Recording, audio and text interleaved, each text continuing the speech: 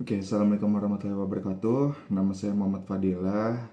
Di video ini saya akan share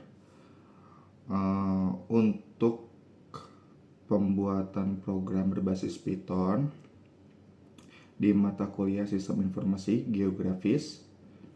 Jadi untuk jadi ini itu latihan. Jadi latihannya ini adalah simulasi kebocoran data SIG. Jadi ada data dummy-nya ini berupa CSV atau datasetnya yang sudah ada isinya. Nah, jadi di video ini saya akan membuatkan tiga codingan Python sesuai dengan latihannya. Pertama itu visualisasi titik. Jadi untuk di visualisasi titik. Oke. Jadi yang pertama ini adalah ya seperti biasa input dan library. Jadi bagian ini itu berfungsi memuat library pandas untuk tabel, geopandas untuk data spasial, dan konteks silly untuk peta dasar. Jadi program membaca file dari si CSV-nya atau datasetnya yang bernama patients.csv yang berisi koordinat si pasien. Nah, yang kedua ini selanjutnya ini transformasi geometri dan proyeksi atau CRS. Jadi di sini koordinat mentah latitude atau longitude diubah menjadi objek titik atau poin dengan standar EPSG titik 2 4326. Nah, kemudian data diproyeksi ulang ke EPSG titik 2 3857 atau web migrator agar posisinya itu presisi dan akurat saat ditumpuk di atas peta OpenStreetMap. Selanjutnya ini bagian visualisasi overlay.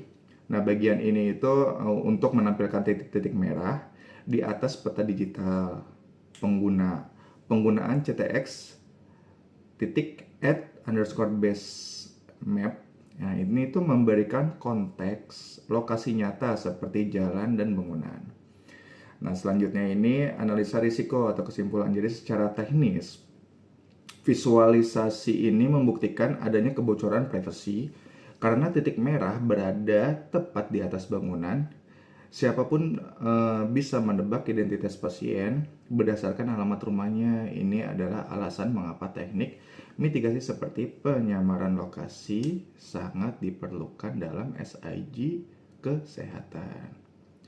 Langsung saja saya running.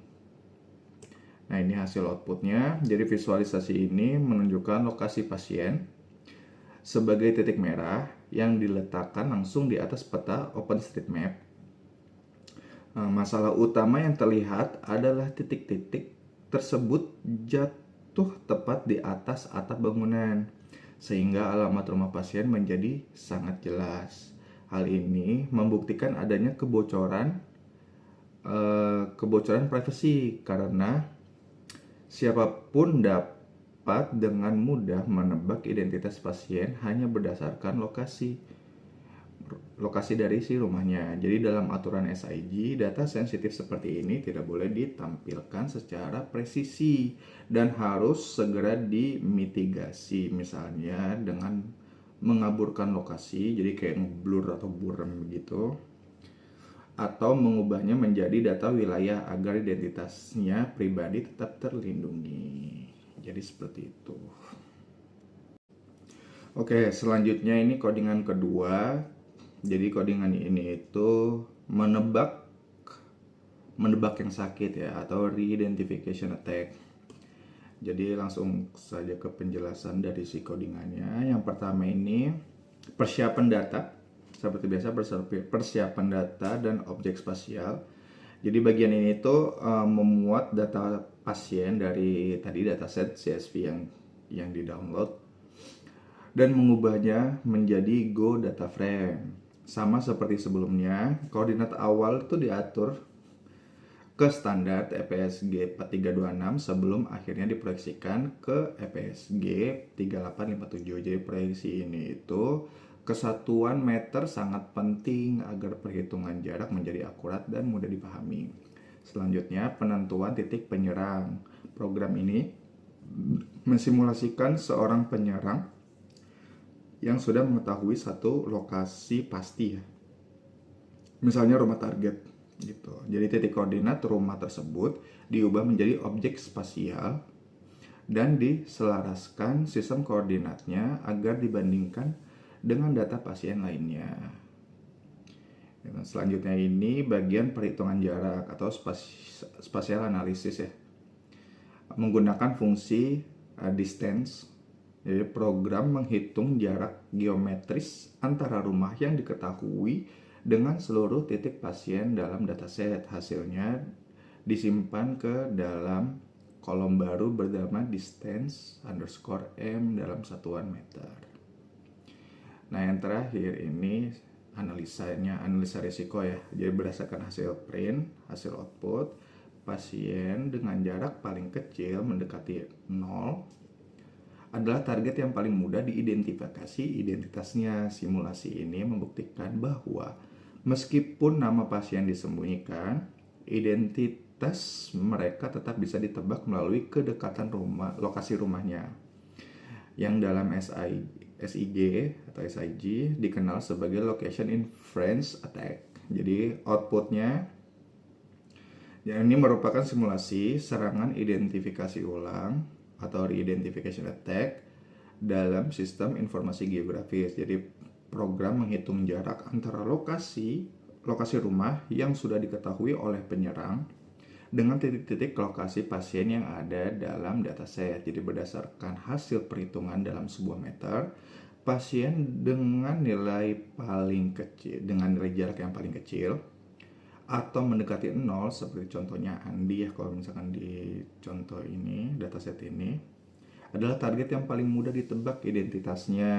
Hal ini menunjukkan bahwa data lokasi yang sangat presisi sangat berbahaya karena dapat mengungkap identitas seseorang meskipun nama aslinya disembunyikan atau disamarkan. Jadi seperti itu. Oke, kita lanjut ke program yang ketiga. Nah, ini yang terakhir ini adalah program untuk mitigasi ya, untuk penghapusan atribut sensitifnya. Jadi langsung ke bagian codingannya. Jadi yang pertama ini pembersihan identitas individu. Jadi bagian awal kode tetap memuat data asli untuk menunjukkan kontras antara data berbahaya dan data aman. Pada tahap ini itu program mengidentifikasi bahwa data titik presisi atau poin sangat beresiko karena menampilkan lokasi rumah yang secara eksplisit gitu. Nah, selanjutnya ini proses agregasi. Jadi proses agregasi transformasi data mikro ke makro. Inti dari mitigasi ini adalah mengubah data tingkat individu, tingkat mikro menjadi data tingkat wilayah atau makro. Dalam kode tersebut, titik-titik koordinat pasien tidak lagi ditampilkan satu persatu seperti codingan yang pertama tadi ya, melainkan dikelompokkan ke dalam satu unit wilayah, yaitu kecamatan Tanah Abang. Jadi seperti itu.